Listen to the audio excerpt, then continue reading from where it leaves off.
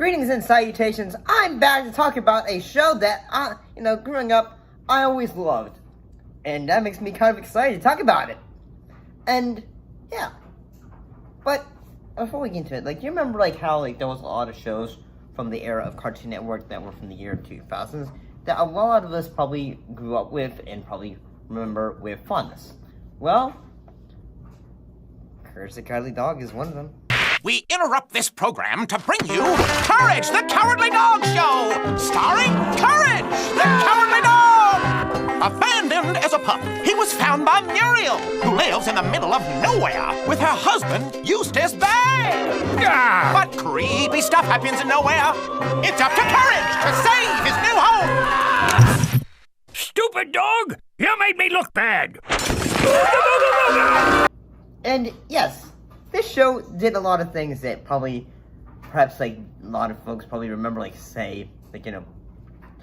blended both, at times comedy and even horror, and also some bit of science fiction at times. But we're going to be looking at the top 10, my top 10 episodes of Courage the Cowardly Dog. Let's get talking! Number 10 is Windmill Vandals. And when it comes to episodes of this show, there could be a lot of episodes that would be deemed scary. And, yeah, this one, looking back at it, this one can be, say, ooh, this one's going a bit more. And that, basically what the whole episode is, in which, the family's, farm's windmill seems to be not working as well. And then things me notice, say, what's going on over there? And that undead skeleton vandals seem to be going towards the farmhouse. But whenever the windmill is actually spinning around, disappear. But, yeah, this one has, a lot of moments that are just, say, whoa. Say, when the vandals are chopping people's heads off.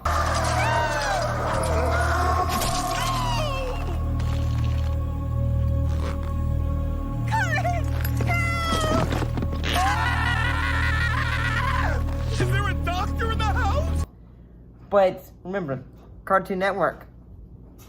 And, yeah, I gotta say this one is, say, an episode, yeah, this is not, probably an episode that probably people think of immediately when it comes to, Courage. But it's one that, you think, say, dang, you're going hard with this one. And yeah, I kind of I can remember it. It's fairly a memorable episode. Number 9 is Snowman's Revenge. I gotta say, this episode feels extremely relevant today, what with our constant, in a way, fluctuating weather patterns and, the heat as well. In this episode, the snowman returns, who has a similar voice to a Scottish, a similar Scottish secret agent, played by Sean Connery. Who the heck are you? Man. Snowman. Ah!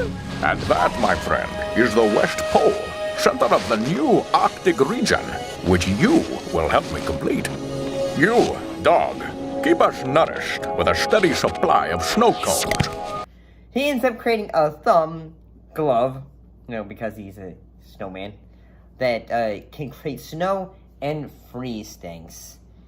In which Courage has to, in a way, help it so that, instead of him staying there forever at the farmhouse, make it so he ends up saying, global warming, you are bad, and then he flies into, oh, shoot, the sky is ripped, sews it up, and goes, well, that's all in a day's work. And I'm just sitting say, why can't we have Cartoon Force right now? Because that would be great if we could just do that, patch up the sky, but Mother Nature, it's not like that. 8 is car broke, phone yes. This episode, looking back, has quite a lot of influence, in my opinions, to 50s, B movies. Basically the idea of it is, say, a walking brain has another boss who is a brain. And one thing it wants basically the idea of kindness. And basically they find it from Muriel, who, in a way, they're able to take some kindness out of her nose. What you looking at, Four Eyes? Oh. I'm hungry. Me too. Cook me dinner. Me too. Stupid dog. Me too. Oh. And the looks for this alien is great. It is so science fiction B movie 50s. Car broke. Phone? Yes? We ain't got a phone.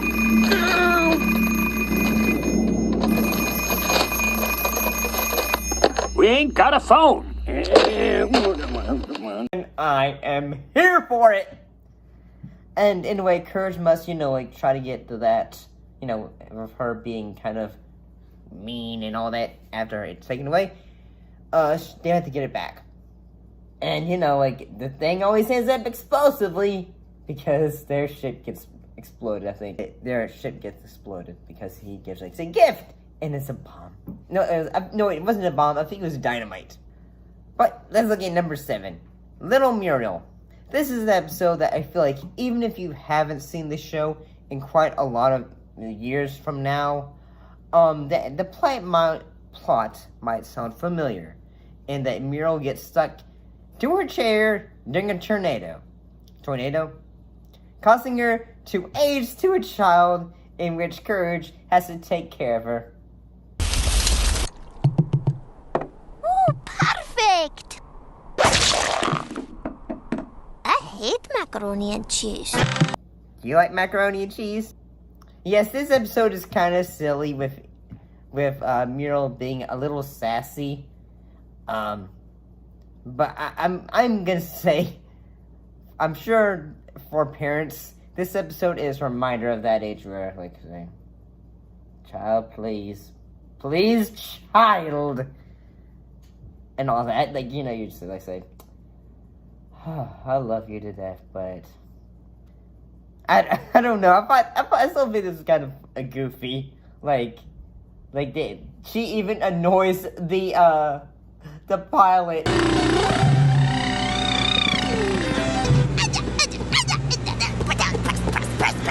Sit down! Stop it! Stop it! Sit down! I'm thirsty! I'm hungry! I'm dead! And then Courage is having to pilot the plane. And yeah, I thought it was pretty good. Next, number 6 was Freaky Fred. This one is a bit of a classic in that it's, a few years ago, it was reanimated by a ton of animators here on YouTube. But the whole plot of it is it's Muriel's nephew, Fred, who is a barber, who takes his job a little serious.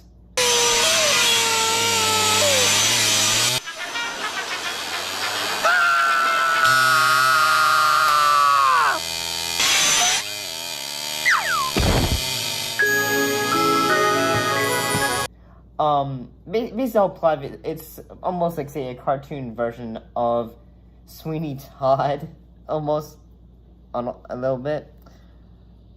But, yes, I do think it's memorable. I do love the voice of him, whenever, Fred is narrating things, and he's got that voice that's say, naughty, because it's so good.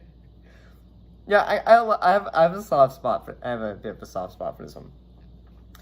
Number 5 was Cajun Granny Stew.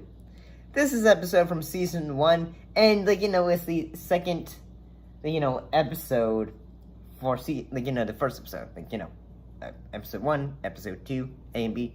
in which a southern fox wants to turn Muriel into a stew that he's cooking up. I do like the music for this one, in which has that, like, say, woo da!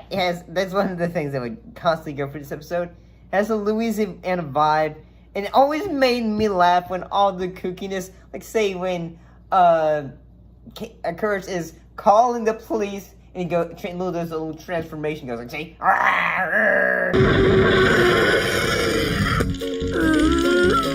Okay, we'll send a car right over. You called?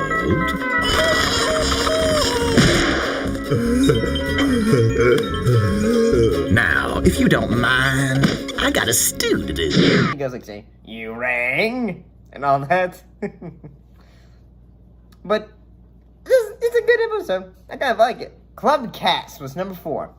Do you remember the character of Cats?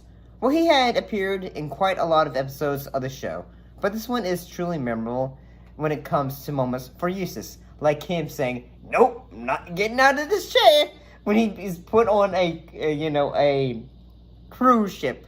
Blah, blah, blah. I'm not getting out of this chair. Nope, not getting out of this chair. And then he gets flown out of it. But what was the plot of this one? Well, it's in which the family goes on vacation, and then gets stuck on an island with the idea similar to the island of Dr. Moreau. But Muriel gets turned into a washing machine, and Eustace a wrecking ball. And Courage, he ends up getting turned into a helicopter. There are some kooky moments in this show. Number 3 was The Mask. This is an episode that growing up, you notice how much darker it is compared to previous episodes. Like with the rival of the cloak individual, like, in the character of Kitty, who doesn't like dogs, who has a friend named Bunny who is being held hostage by Mad Dog. And from a modern context, you can see, like, all the, the ideas of abuse and all that stuff from this episode. If I even smell Kitty, I'll bury the two of you. Oh, buddy, you know you're my girl. Let's go back to the way we was.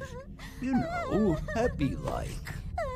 Everything's okay. And as well as the idea of prejudice, in which, Kitty sees, like, say, all dogs are bad in a way. And for cartoon, especially for Cartoon Network, because this one, aired, it works fairly well. Like, you get the ideas well done, and at the same time, you can understand it. It does not feel exploitive. You can totally understand, like, say, why you should be afraid of Mad Dog. You can understand why, the whole, themes, the ideas of this episode. And, yeah, it's still a relatively good episode to look back at today. Number 2 was The Hunchback of Nowhere. This is an episode in which Muriel and Courage befriend a sweet man who others find ugly. But in a way, he is able to show everyone the true act of kindness as well. But this episode does have some funny moments, like when he's calling Eustace bald.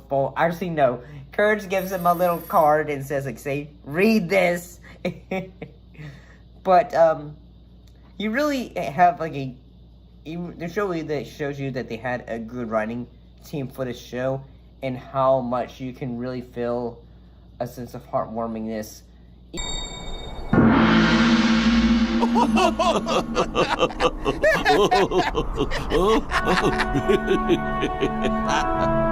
Thank you for your kindness. I hope I find more people like you out there.